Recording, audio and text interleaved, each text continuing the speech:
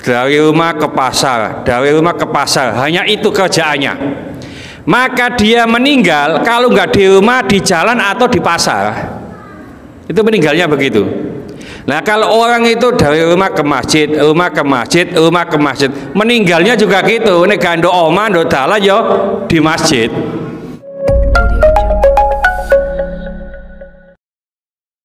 Assalamualaikum warahmatullahi wabarakatuh. Bismillahirrahmanirrahim.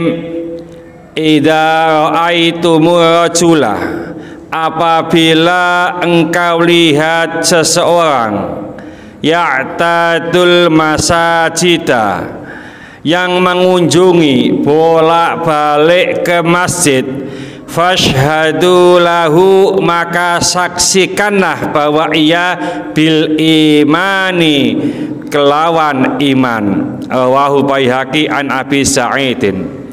Hadisnya ini sangat pendek, bahwasanya kita bisa melihat ukuran orang mukmin, ukuran orang yang beriman itu adalah sering ke masjid, kembali ke masjid. Ini tidak dijelaskan ya, ke masjid ini dalam rangka apa ya. Tentunya hadis ini mempunyai pengertian bahwa kembali ke masjid itu adalah untuk sholat jamaah. Terima kasih ya. Mudah-mudahan yang berkhidmat pada malam hari ini ditambah rezekinya, amin ya. Jadi kembali ke masjid itu untuk melaksanakan sholat jamaah. Ustadz, ada orang itu yang kembali ke masjid itu tapi gak sholat jamaah. Loh, kenapa? Ya hanya minum kopi tok loh ya. Oh no gitu Pak ya, apa webi ya? Ya, jadi ngopi ke masjid. Alhamdulillah di Masjid An-Nur ini disiapkan kopi, siapkan teh. Jadi yang ingin ngopi bisa bikin sendiri. Nah, ada orang yang kembali ke masjid, pagi ke masjid, sore ke masjid dalam rangka minum kopi. Apakah termasuk di dalam hadis ini?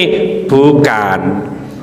Ya, jadi hadis ini menunjukkan bahwa orang yang kembali ke masjid itu dalam rangka sholat jamaah, dalam rangka kajian-kajian ya. Nah, apakah ada keutamaannya orang yang ke masjid tapi tidak sholat jamaah? Paling tidak dia itu mengenal masjid. Mudah-mudahan dengan mengenal masjid, dia ke masjid meskipun hanya ngopi, mudah-mudahan Allah memberikan hidayah ya. Nah, kalau mendapatkan hidayah lalu hatinya itu mu'allaq, sudah tergantung di masjid, maka dia akan kembali ke masjid dalam rangka sholat jamaah ya. Nah, ada kebiasaan Pak, orang mati itu adalah sesuai dengan kebiasaannya. Kalau umpamanya orang itu tiap hari dari rumah ke pasar, dari rumah ke pasar, hanya itu kerjaannya, maka dia meninggal kalau nggak di rumah, di jalan atau di pasar. Itu meninggalnya begitu. Nah, kalau orang itu dari rumah ke masjid, rumah ke masjid, rumah ke masjid, meninggalnya juga gitu. Nek gando omah, ndo dalan yo di masjid. Ya, jadi monggo kita upayakan orang yang selalu ke masjid itu kita saksikan, itu kita akui bahwa orang beriman. Ngapunten ya, orang yang beriman ya, imannya sungguh-sungguh, itu adalah orang yang hatinya selalu di masjid, dan di masjid itu kerasan Pak. Orang iman itu seperti kerasannya ikan di air. Ngapunten, kalau ikan itu di air itu kan seweneng, nyaman, ya, tenang itu ikan di air. Tapi nono ikan mencolot, celuk wis gak seneng nduk air. Ikan itu mau diapakan ini, Pak? Digoreng, Pak. Ya, jadi ikan kalau sudah keluar dari air minta digoreng. Orang iman, orang mukmin kok gak tahu seneng nduk masjid, mau diapakan ini, Pak? Digoreng juga ya.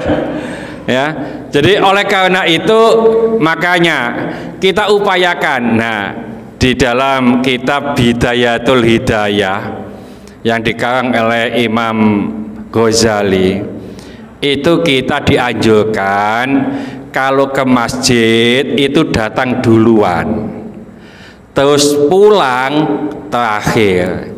Itu anjuran. Beda atau kebalikannya ke pasar. Kalau ke pasar, kata Imam Al-Ghazali, ini datangnya terakhir, pulang duluan. Ya, nah, di pasar itu kan tempat orang yang kurang pas, Pak.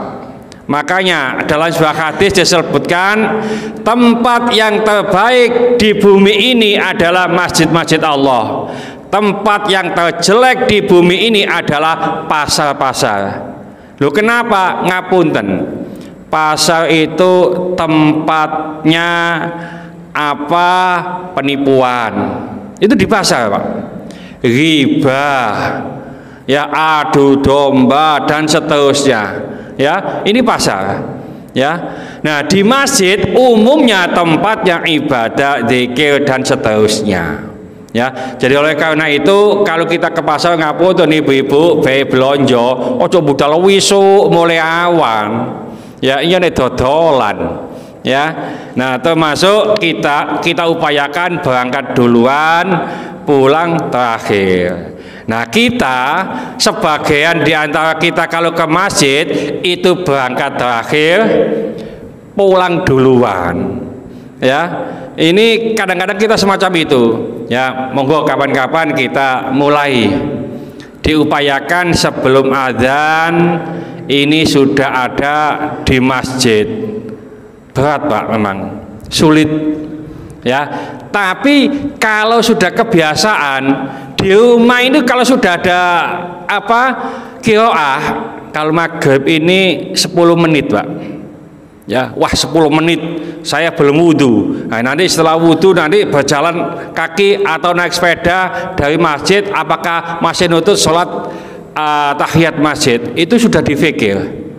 Kalau isya itu sekitar 18 menit. Ya, kalau subuh 24 menit. Ya, kalau kita dengarkan bacaan Quran di masjid ini. Jadi kita upayakan persiapan, ada persiapan untuk apa? Untuk mendatangi undangan. Ya, awak dhewe diundang Pak Camat, Pak. Ya, wingi diundang Pak Camat umpamane, ya. Ngono persiapane wis apa maneh diundang Pak Jokowi, tambah nemen. Iki sing ngundang Gusti Allah. Ya, yang menghidupkan, mematikan, mengkasih rezeki dan seterusnya. Maka mari perlu kita siapkan, ya, persiapan. Jadi kalau bisa datang duluan, pulang terakhir. Kalau bisa, ini biasanya Pak Febi, ya, datang duluan ngombe kopi. Ya, datang duluan, pulang terakhir nggawe kopi maneh. Ya, mungkin itu ya, mau sedang masjid sekali ngopi ini 2 gelas. Ya gak apa-apa, yang penting seneng nang masjid, ya. Maka ada kopi ku bala-balen tantek wae. Ya, jadi kita upayakan senang di masjid, ayem di masjid. Nduk masjid kudu mulai wae umpamane, ya. Ini kadang-kadang kita pernah melakukan semacam itu ya. Mudah-mudahan sedikit ini dibarengi hidayah oleh Allah Subhanahu wa taala. Mudah-mudahan segala hajat kita dikabulkan Allah, segala kesulitan kita dibantu oleh Allah. Mudah-mudahan anak-anak kita menjadi anak soleh solehah, taat kepada Allah, patuh dan nurut kepada kedua orang tua. Ya Allah kasih keturunan, mudah-mudahan Allah keturunan yang soleh solehah. Ya Allah kasih jodoh, mudah-mudahan mereka jodoh yang soleh solehah. Mudah-mudahan di antara kita, keluarga kita, handetolan kita, tetangga-tetangga kita yang saat ini sedang sakit baik di rumah sakit maupun di kediaman, mudah-mudahan Allah cepat mengangkat penyakitnya, menyembuhkan penyakitnya, dan mudah-mudahan Allah memberikan kesabaran kepada yang sakit, dan dengan kesabaran ini mudah-mudahan Allah mengangkat seluruh dosa-dosanya, dan mudah-mudahan Allah mengampuni dosa-dosanya orang yang mendolimi kita. Al-Fatihah. Bismillahirrahmanirrahim. Al-asri innal insana fi khusrin illa alladziina amanu wa amilus solihati wa tawassaw bil haqqi wa tawassaw bis sabr. Subhanaka wa bihamdika asyhadu an la ilaha illa anta astaghfiruka wa atubu ilaik. Assalamualaikum warahmatullahi wabarakatuh.